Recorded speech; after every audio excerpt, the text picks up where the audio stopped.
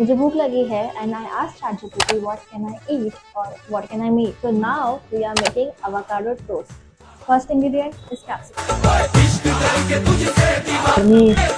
Second ingredient is onion. Let's cut the avocado. So कैसे इसको? My sister for the recipe. तो अभी हम लोग ने एवोकाडो और टमाटो डाला।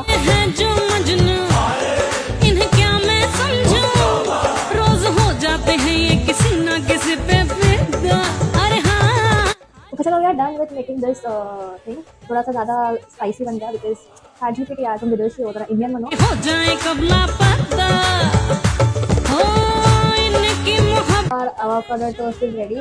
ऑयल में टोस्ट किया एंड नाउ लेट्स टेस्ट।